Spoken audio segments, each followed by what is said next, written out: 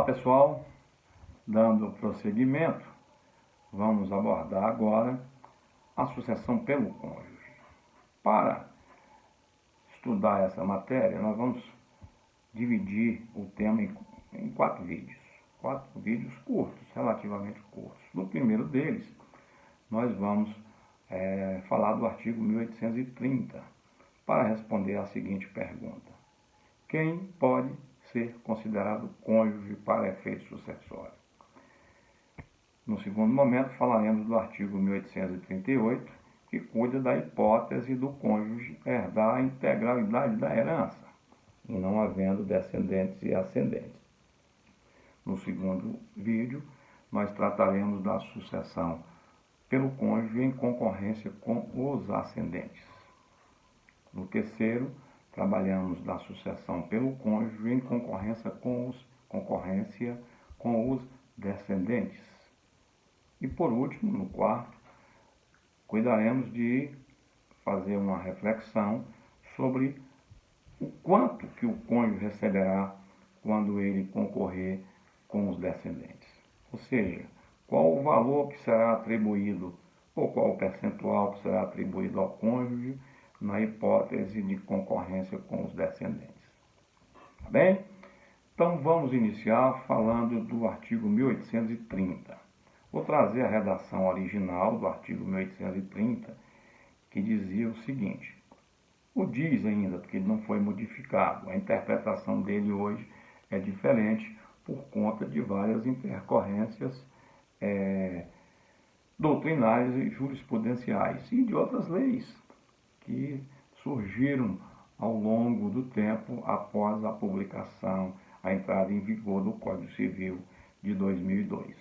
Então vamos lá. O artigo 1830, na sua redação original, diz o seguinte: somente será reconhecido o direito sucessório ao cônjuge sobrevivente se ao tempo da morte do outro não estiver separado judicialmente, ou se separado de fato há menos de 2 anos, ou separado de fato há mais de 2 anos, desde que não tenha sido culpado pela separação.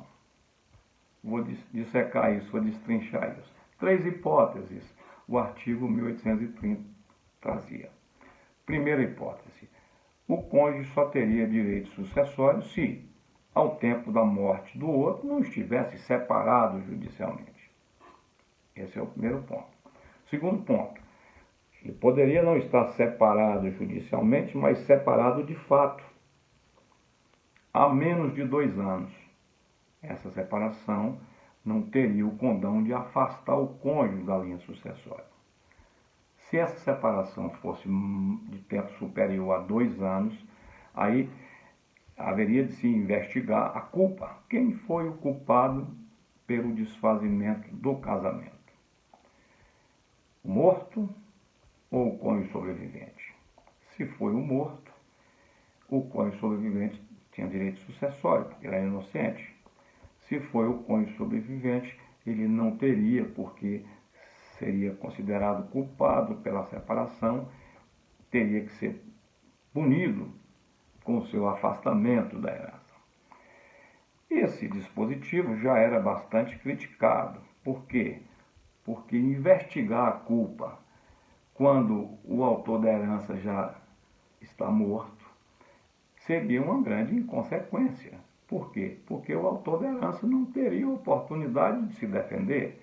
Ou seja, você iria imputar a culpa a ele pelo desfazimento do casamento sem que ele pudesse exercer o contraditório ou a ampla defesa, porque ele já estava morto. Hoje, houve uma mitigância na interpretação desse artigo. Por que que houve? Porque a emenda 66 de 2010, que deu nova redação ao parágrafo 6º do artigo 226 da Constituição, extinguiu a separação judicial. Hoje, só há uma maneira de se extinguir o casamento, é o divórcio. Não há mais separação judicial. Bom, ora, se não há mais separação judicial e nós só temos o divórcio aqui, essa é a primeira hipótese, nós vamos resolver facilmente. Basta substituir a expressão separação judicial por divórcio. Ou seja, quando o artigo 1830 diz só será considerado direito sucessório ao cônjuge sobrevivente se ao tempo da morte deste, a morte do aquele, e não estivesse separado judicialmente.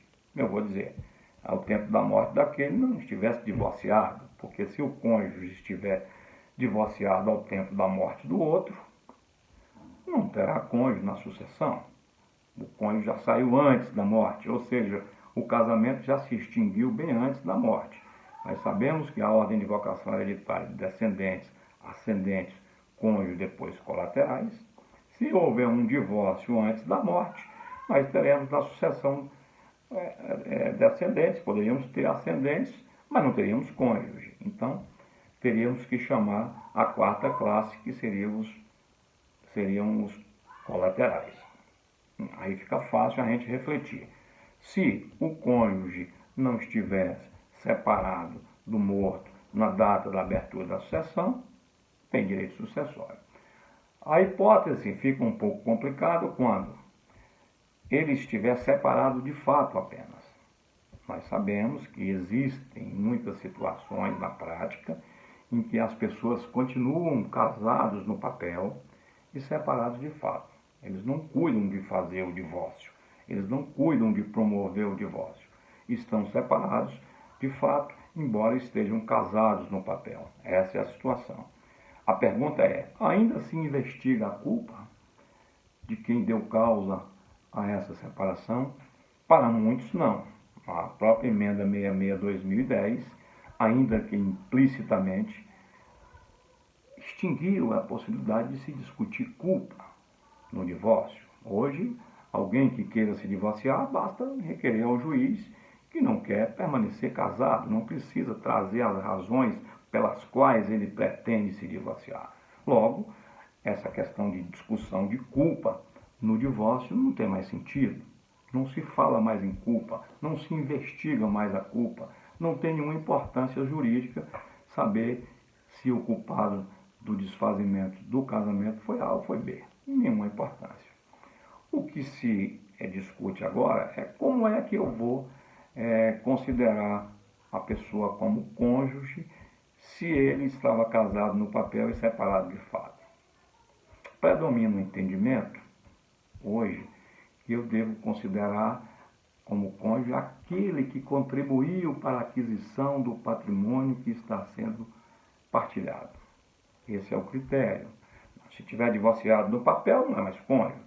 Se estiver divorciado só de fato, eu vou investigar o quê? Não a culpa mais, vou investigar se aquele cônjuge sobrevivente contribuiu para a aquisição do patrimônio que está sendo partilhado. Se ele contribuiu, ele vai figurar como cônjuge. Se ele não contribuiu, não houve nenhuma participação dele na aquisição desse patrimônio, ou se o regime de bens não faz com que ele participe, né?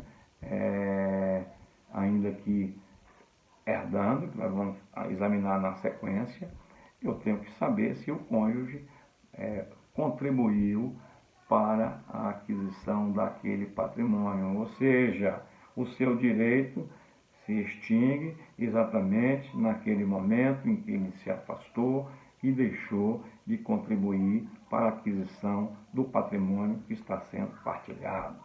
Esse é o critério mais justo nos dias atuais. Então, eu vou considerar hoje como cônjuge aquele que não estava divorciado ao tempo da morte do outro, fácil, ou aquele que estiver separado faticamente, sem que haja um divórcio oficial, eu vou investigar se ele contribuiu para a aquisição